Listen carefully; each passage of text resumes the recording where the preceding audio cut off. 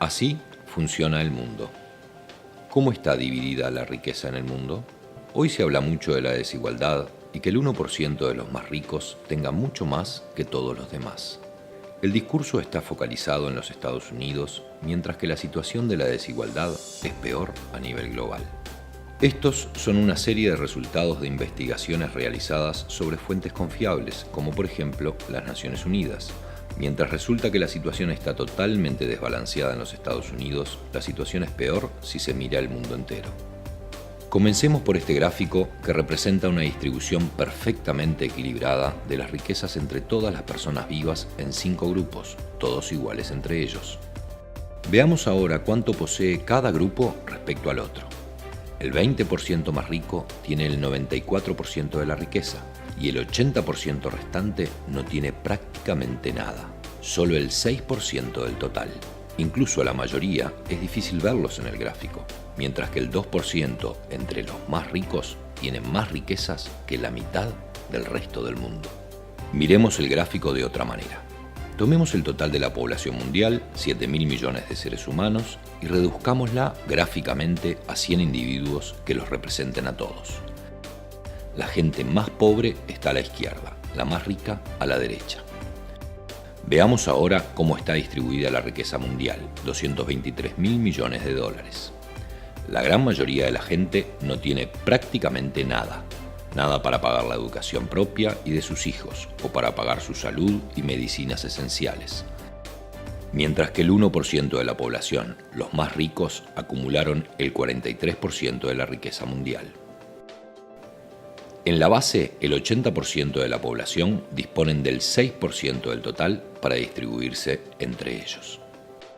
Pero ni siquiera eso muestra a los extremos que ha llegado la situación. Las 300 personas más ricas del planeta tienen la misma riqueza que 3.000 millones de personas más pobres de la Tierra. En otras palabras, un grupo de personas que caben dentro de un avión de medianas dimensiones posee más riquezas que la población entera de la India, China, Estados Unidos y Brasil, todos juntos. La diferencia se ve también geográficamente, con una diferencia siempre mayor entre las naciones más ricas y el resto del mundo. Durante la mayor parte de la historia, las cosas fueron mucho más equilibradas. Hace 200 años, las pocas naciones más ricas eran 3 veces más ricas que las naciones más pobres. Al final del colonialismo, en los años 60, eran 35 veces más ricas.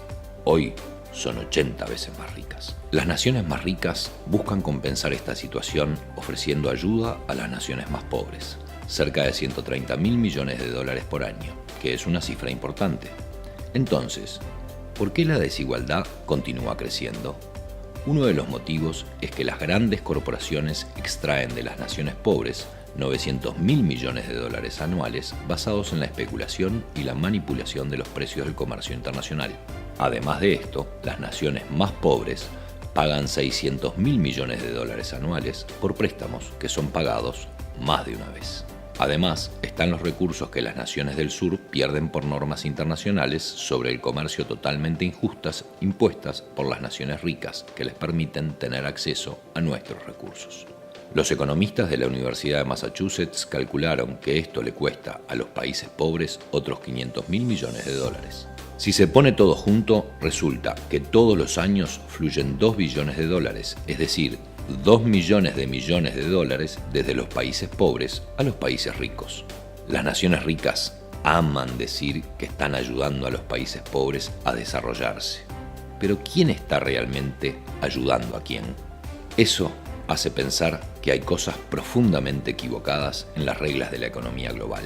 No puede ser justo que la riqueza de nuestro planeta se haya concentrado en un número muy reducido de personas. Este no es el mundo que queremos. Se puede y se debe luchar para cambiarlo. No alcanza con quejarse.